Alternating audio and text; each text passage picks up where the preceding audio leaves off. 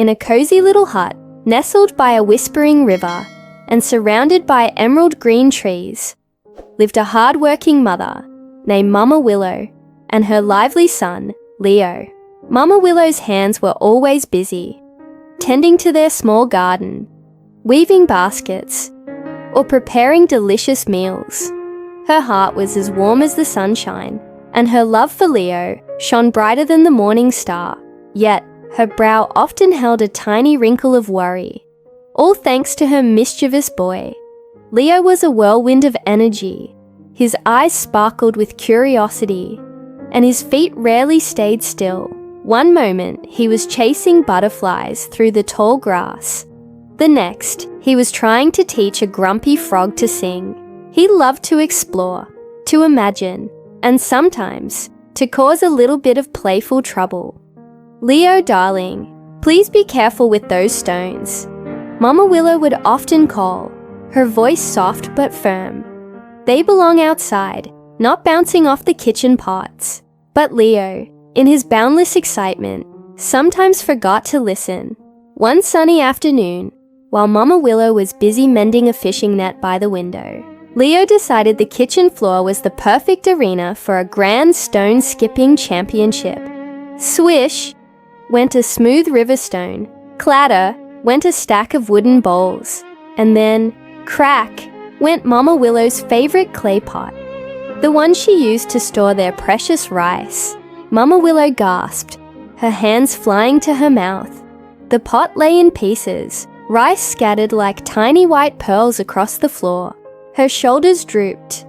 "Oh, Leo," she sighed, her voice heavy with disappointment. "My dear boy, we talked about this. This pot was very important to us, and now it's broken, and look at this mess." Leo's bright face crumpled. He wasn't trying to break it. He just wanted to see how far the stone would go. He felt a hot flush creep up his neck. Mama Willow's voice wasn't angry, but it was worse. It was sad. He felt a prickle of shame, but also a surge of unfairness. "She always scolds me," he thought, his lower lip beginning to tremble. "I'm not so bad. I just want to play." I didn't mean to," Leo stammered, his eyes welling up. But instead of waiting for Mama Willow to comfort him or explain, a stubborn knot formed in his chest. He felt misunderstood, like a caged bird. If she didn't want him playing, then he wouldn't play here. He would go somewhere far away, where no one would ever scold him again. With a huff and a stomp, Leo turned on his heel. "Fine, I'm leaving," he declared, his voice a tiny squeak of defiance. Before Mama Willow could even blink, he darted out the door, his small legs pumping as fast as they could carry him. He ran past the garden, past the whispering river, and deep into the winding path that led away from their hut. Mama Willow watched him go, her heart leaping into her throat. "Leo, wait!" she cried, dropping the net. "Leo, come back!" Her voice was filled with sudden panic, the disappointment instantly replaced by a mother's fierce worry. She ran to the doorway, scanning the path, but Leo was already a blur in the distance. A small fleeing shadow, tears welled in her eyes, not for the broken pot, but for her beloved son who had vanished. Without a second thought, Mama Willow rushed out of the hut, calling his name, her feet already beginning the long, anxious search for her runaway boy. Leo ran and ran, his small legs pumping like pistons. The village houses quickly faded behind him, replaced by tall whispering trees and winding dirt paths. A wide grin stretched across his face. "No more scolding," he declared to a startled squirrel, who promptly scampered up an oak. "No more rules. I'm free." He imagined grand adventures, climbing the highest mountains, sailing the widest rivers, perhaps even taming a wild bear. The afternoon sun felt warm on his face, and the birds sang a cheerful tune, as if celebrating his newfound independence. He wandered deeper into the woods, kicking at loose stones and humming a happy, if slightly off-key tune. His first adventure came when he spotted a farmer's scarecrow. Its straw hat tilted comically. Aha! Leo thought, a mischievous sparkle in his eyes. He crept up, giggling, and gave the scarecrow a mighty shove. The rickety figure wobbled, then toppled over with a soft thump into a patch of muddy earth. Leo clapped his hands, delighted. Take that, you grumpy old thing. But as he looked at the fallen scarecrow, its straw arms splayed out. A tiny pang pricked his heart. It wasn't nearly as fun as breaking Mama Willow's clay pot, and there was no one to even scold him, let alone laugh with him. He continued on, his bravado slowly starting to chip away. The sun began its slow descent, painting the sky in fiery oranges and purples. A chill wind rustled through the leaves, making the trees sound less like welcoming friends and more like whispering strangers. His stomach, which had been so full of defiance earlier, now rumbled loudly. He remembered Mama Willow's kitchen, always smelling of warm bread and savory stews. A comforting haven after a long day of play. Now all he smelled was damp earth and pine needles. Maybe I should find something to eat, he mumbled, suddenly aware that his grand adventure hadn't included packing any snacks. He tried pulling a few berries from a bush, but they were sour and made his mouth pucker. He saw a squirrel bury a nut and wished he had thought to do the same. The darkness grew thicker, and the familiar sounds of crickets and frogs seemed louder, more ominous. Shadows danced like spooky giants between the trees. Fear, cold, and a deep gnawing hunger began to replace his earlier excitement. He huddled beneath a large oak, pulling his knees to his chest. He missed Mama Willow's gentle lullabies, her warm blankets, her soft hands tucking him in. He missed the way she'd always have a little treat waiting for him, even after he'd been naughty. A tear, cold and unwelcome, trickled down his cheek. Mama Willow, he whispered, his voice thin and shaky. He hadn't realized how much he relied on her, how much he loved her constant care. The freedom he had craved now felt like a heavy, lonely burden. Meanwhile, back in the village, Mama Willow's frantic search continued. She had gone to every house, knocking on doors, her voice hoarse from calling Leo's name. Have you seen my Leo, my little boy? She pleaded with neighbors, her eyes wide with worry. She searched by the river, along the edges of the forest, her heart a tight knot of dread. Every rustle of leaves, every distant shout made her hope, only to be crushed again. She wouldn't rest until her beloved son was safe in her arms, no matter how tired her legs or how heavy her heart became. Leo's feet dragged, heavy as stones, through the whispering woods. The grand adventure he'd imagined now felt like a very long, very tiring walk. His tummy rumbled a hungry song, and the shadows of the trees seemed to stretch out like long bony fingers, making the path ahead feel even darker. He wasn't thinking about mischievous pranks anymore. All he could picture was Mama Willow's kind face, her warm hands, and the comforting smell of home. Mama Willow, he whispered, the sound a tiny puff of hope in the vast silence. He imagined her soft blanket, her stories before bed, and the big comforting hug that always made everything better. Each wobbly step was a promise to himself. He would say sorry. He would never run away again. He just wanted to be home, safe with his Mama Willow. Finally, as the moon peeked through the branches, painting the world in shades of silver and grey, Leo saw it, his house. A small familiar shape nestled amongst the trees. A wave of relief washed over him, making his tired legs feel a little lighter. He stumbled towards the front door, his heart thumping with a mixture of excitement and nervousness. He was home. Mama Willow, I'm home, he called out, his voice hoarse. He pushed the door open, expecting to see the warm glow of a lamp, perhaps a half-eaten dinner on the table, and his mother's welcoming smile. But the house was dark, silent, eerily empty. Not a single sound, not a single scent of her cooking. Mama Willow wasn't there. Panic, cold and sharp, gripped Leo's heart. He searched every room, calling her name louder and louder, his voice cracking with each desperate plea. "Mama Willow, where are you?" He checked under the bed, in the kitchen, even in her small garden patch. Nothing. She was gone. His eyes fell upon a spot right outside the front door, where Mama Willow often sat on a little wooden stool, mending clothes or telling him stories. In that very spot, where no tree had ever stood before, now grew a magnificent, tall tree.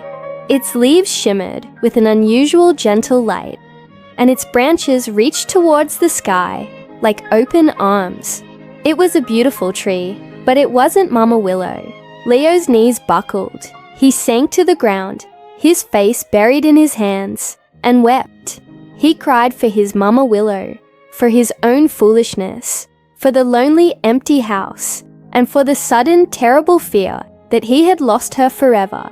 His tears, hot and heavy, soaked the earth around the roots of the mysterious tree.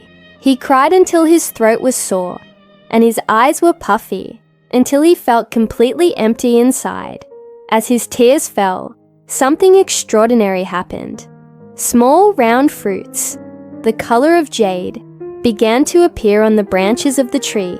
They grew quickly, plumping up before his very eyes. Curious, and still feeling a pang of hunger, Leo reached out and picked one. It felt hard and rough. He bit into it, hoping for something sweet, but it was bitter and dry, making his mouth pucker. He picked another. This one looked a little softer, but when he tasted it, it was sour and chalky, leaving a strange taste on his tongue. Disappointment weighed him down even more. Even the tree seemed to mock his hunger. Then he noticed a third fruit, nestled lower on a branch, glowing with a soft, inviting sheen. This one felt different. It was smooth and yielded gently when he touched it. With trembling fingers, Leo carefully twisted it open, and there, inside, was a wondrous sight. A milky white liquid, thick and fragrant, oozed out, smelling like the freshest, warmest milk he had ever known. It was the same comforting scent of the milk Mama Willow always gave him when he was sad or had a scrape. He brought the fruit to his lips and drank. The milky sweetness was unlike anything he had ever tasted. It spread through him, warming not just his empty stomach, but his aching heart. It tasted of love, of comfort, of forgiveness. As he looked at the tree, really looked at it, he saw the gentle curve of its branches, like Mama Willow's arms ready for a hug. He saw the sturdy strength of its trunk, like her unwavering patience. And in the soft rustle of its leaves, he almost heard her voice, whispering his name. It was Mama Willow. She had transformed, waiting for him, becoming a tree of endless love and comfort. A profound hush fell over Leo as the realization settled deep in his heart. The beautiful tree, standing tall and graceful where his home once was Mama Willow, his mother. Her boundless love, so patient and forgiving, had transformed her into this living sentinel, waiting for him. Tears, no longer of grief, but of profound understanding and regret, streamed down his face as he gently laid his cheek against the tree's smooth bark. It felt surprisingly warm, a comforting heat that seeped into his skin, just like Mama Willow's gentle hand used to soothe his forehead when he had a fever. "Mama," he whispered, his voice thick with emotion. He could almost feel a pulse, a quiet, steady thrumming beneath the bark, like a heartbeat. He ran his small fingers over the intricate patterns of the trunk, tracing lines that felt strangely familiar, as if etched with memories of her laughter and her loving scolds. The leaves above him, A vibrant canopy of green rustled softly. It wasn't just the wind. It was a gentle melodic whisper, a sound that wrapped around him like a hug. He closed his eyes, listening intently, and in the rustling, he heard her voice, clear as a bell, yet as soft as a lullaby. "My dear Leo," the leaves seemed to sigh, "a mother's love is like the roots of this tree, deep and strong. It holds you even when you stray, giving you life and strength. Wisdom, my son, is not just knowing things, but knowing how to be kind, how to cherish what is precious, and how to understand the quiet language of the heart." Leo listened, every word sinking into his soul. He had never truly understood the depth of his mother's love, always taking it for granted, pushing boundaries, and running away from her gentle guidance. Now, he felt the weight of his actions, but also the immense, unconditional love that had brought Mama Willow to this transformation. Her lesson was not a scolding, but a gift, a gentle guiding light to show him the way forward. From that day on, Leo made the tree his world. He no longer felt the urge to wander or cause mischief. Instead, he stayed by Mama Willow, talking to her, telling her about his day, and listening to the wisdom in her rustling leaves. He carefully cleared away fallen branches, watered her roots during dry spells, and kept her base free of weeds. The sweet, milky fruit, which seemed to appear whenever he felt a pang of hunger or loneliness, became his sustenance.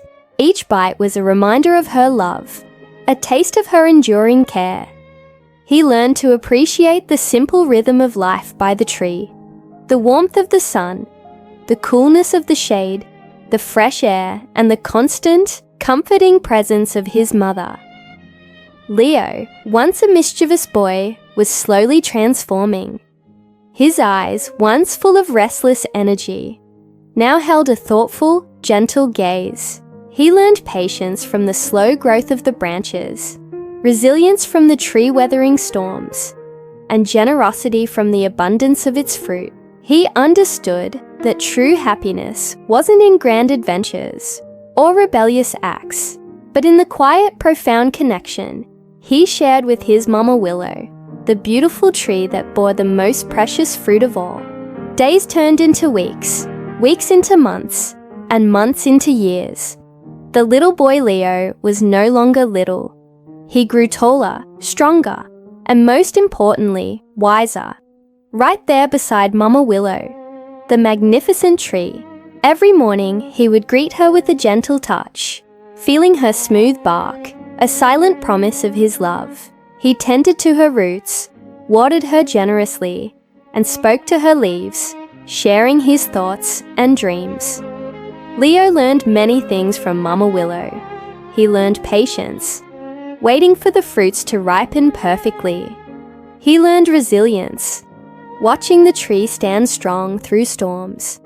And he learned generosity, for Mama Willow gave her delicious, milky fruit freely, never asking for anything in return. His mischievous giggles were replaced by thoughtful smiles. The defiant frowns of his past softened into expressions of kindness. He was no longer the boy who broke pots and ran away. He was Leo, the gentle young man who helped his neighbors, shared his harvests, and always offered a warm word. Word of Mama Willow's extraordinary fruit began to spread throughout the village. People, curious and a little amazed, would come to Leo's humble home. They'd heard whispers of a tree that bore fruit, filled with sweet, milky liquid, a taste unlike anything they had ever known. One sunny afternoon, an old woman with kind eyes, who remembered Leo as a boisterous child, approached him. "Young Leo," she said, her voice soft, "is it true what they say about your tree, that its fruit holds the taste of a mother's love?" Leo smiled, a deep, knowing smile. He carefully plucked a perfectly ripe fruit from a low-hanging branch. It was round and smooth, with a skin that shimmered purple and green in the sunlight. He cut it in half, revealing the beautiful star-shaped core, filled with the creamy white milk. "Taste it, grandmother," he offered, holding out a half, "and I will tell you its story." As the old woman took a bite, her eyes widened. "Oh, my dear boy, this is truly magical." Leo then began to tell his tale, not with shame, but with a quiet strength and deep gratitude. He spoke of his mischievous past, his foolish runaway adventure, and the overwhelming regret that had brought him back home. He described finding the empty house, his tears falling, and Mama Willow's miraculous transformation into the tree, waiting patiently for him. He explained how her love, her very essence, was poured into the sweet, nourishing milk of the fruit. He spoke of the lessons she continued to teach him through the rustling of her leaves and the silent strength of her branches, the importance of forgiveness, the power of endless love, and the joy of a kind heart. The old woman listened, tears welling in her eyes. "Your Mama Willow truly is a wonder," she whispered, "and you, Leo, have become a wonderful young man." News of Leo's story, coupled with the incredible taste of the fruit, spread like wildfire. More and more people came, not just for the fruit, but to hear Leo's heartfelt tale. Each time, he shared a fruit and shared his story, always ending with the same message: cherish your mothers. Their love is the most precious gift. The villagers began to call the fruit Kaivu Sua, which means milk from the mother's breast in their language. But to Leo, it was always Mama Willow's star apple, because of the beautiful star shape inside and the loving heart it represented. And so, Leo lived a long, fulfilling life. He never forgot the mischievous boy he once was, but he was forever grateful for the lessons learned and the transformation Mama Willow's enduring love had brought about. He became a beacon of kindness in his village, a living testament to the power of a mother's unconditional love, and a reminder that even the biggest mistakes can lead to the sweetest lessons, especially when a mother's love shines as brightly as a star. Thank you so much for listening. If this story resonated with you, hit that like button and subscribe for more tales that make you think. See you in the next video.